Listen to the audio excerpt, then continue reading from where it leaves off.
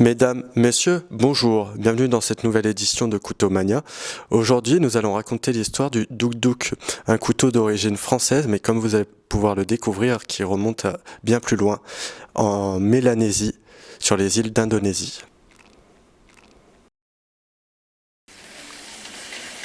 Bonjour, chers téléspectateurs, ou plutôt bonsoir, et bienvenue dans Couteau Mania, l'émission des maniaques des couteaux.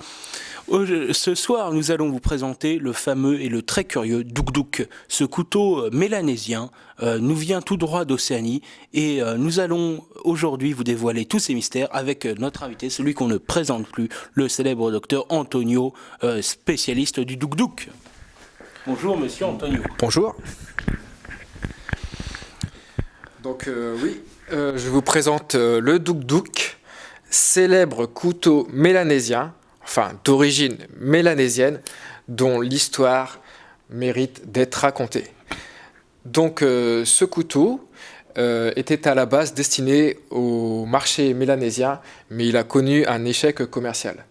Donc ensuite il a été importé en Afrique, notamment en Afrique du Nord, en Algérie, et a servi comme arme de guerre durant la guerre d'Algérie. Donc sur ce couteau, on peut retrouver le dieu Duk-Duk, qui est gravé à l'acide. Également, la lame est gravée à l'acide aussi. Et c'est un couteau qui a eu un fort succès commercial dû à sa lame qui était très très coupante. On s'en servait pour se raser littéralement, et par sa qualité de fabrication et son prix d'achat qui n'était pas très élevé. Oui, apparemment ce couteau aurait également une grande place dans l'histoire française, notamment dans l'histoire de l'Algérie aussi, de la guerre d'Algérie pour être plus précis. Et pouvez-vous nous raconter donc l'origine, enfin cette place que ce couteau entretient dans notre histoire personnelle franco-française? Oui, bien sûr, oui. En fait, ce couteau a été considéré par la France comme une arme de guerre, comme une arme militaire. C'est un couteau qui s'est ensuite importé dans toute l'Afrique, et c'était un couteau qui servait ensuite aux militaires à casser la croûte pour manger, etc.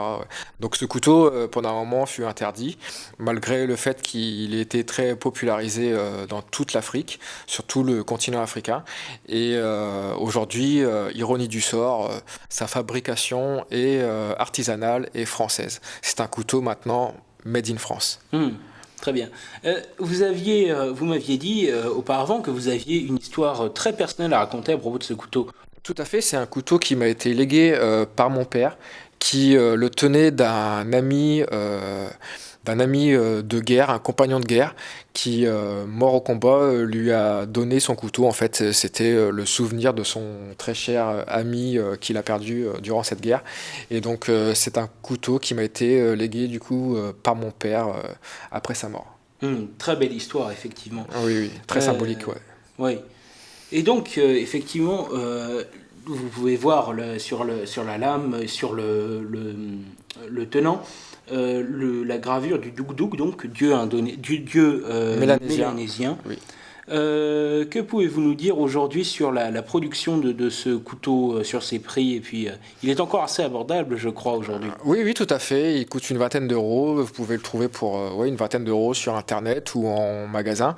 Donc oui, c'est un couteau qui est de qualité et qui a un rapport qualité-prix vraiment imbattable. C'est vraiment un couteau qui a sa place dans une collection, et même de par son histoire dans un musée.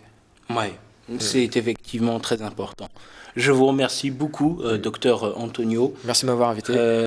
C'était Romain Woltowski pour Couteau Mania. Dans l'épisode qui suivra, nous vous présenterons l'Opinel.